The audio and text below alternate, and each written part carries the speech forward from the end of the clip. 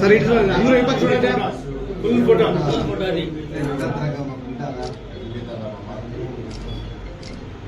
ನಾ ಕೇಕ್ ಕಟ್ಸಿದ್ದು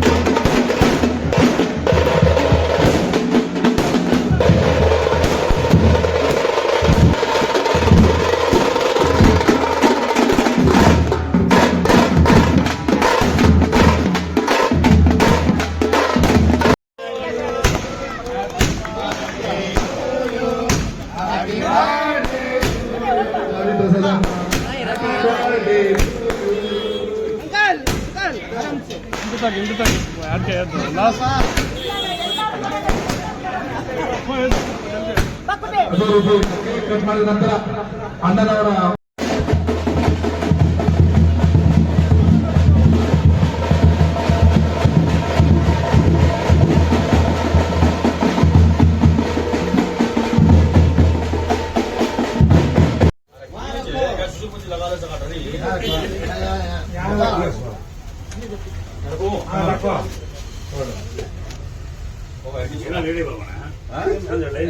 ನೀವು ಹೇಳ್ರಿ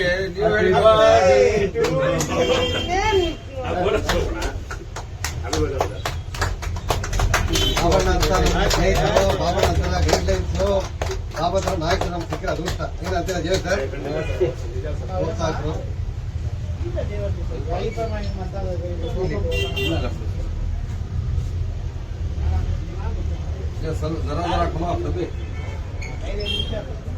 ಮೊದಲಿಗೆ ನಮ್ಮೆಲ್ಲರ ಅಚ್ಚುಮೆಚ್ಚಿನ ಜನಪ್ರಿಯ ಸರ್ವಧರ್ಮದ ಸೇವಕರಾದ ಬೀಜರ್ ಜಮೀರ್ ಅಹಮದ್ ಅವರಿಗೆ ಅಭಿನಂದನೆ ಹೇಳ್ತೀನಿ.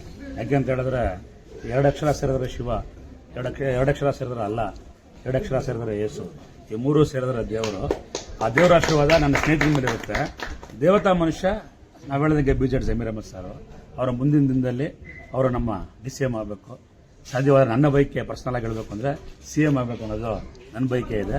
ಹಾಗೆ ನನ್ನ ಸ್ನೇಹಿತನ ಬಗ್ಗೆ ಹೇಳಬೇಕು ಅಂತಂದರೆ ಇಲ್ಲಿ ರವಿ ಸರ್ ಬಗ್ಗೆ ಹೇಳಬೇಕಂದ್ರೆ ನಾನು ಒಂದೇ ಒಂದು ಏನು ಹೇಳಬೇಕಂದ್ರೆ ರಾಜಕಾರಣದ ಚಕ್ರವರ್ತಿಯಾಗಿ ಏನು GB ಅಂತ ಇದೆಯಲ್ಲ, GB ಅಂದರೆ ಗ್ರೇಟರ್ ಬೆಂಗಳೂರು ಅಥಾರಿಟಿ. ನನ್ನ ದೃಷ್ಟಿಯಲ್ಲಿ G ಅಂದರೆ ಗಾಡು, B ಅಂದರೆ ಬ್ಲೆಸ್ಸಿಂಗು. ಆ ಗಾಡು ಬ್ಲೆಸ್ಸಿಂಗ್ ಏರಿಯಾದಲ್ಲಿ ಜೈಬೇರಿ ಆಗಲಿ ಅಂತ ಹೇಳ್ತಾ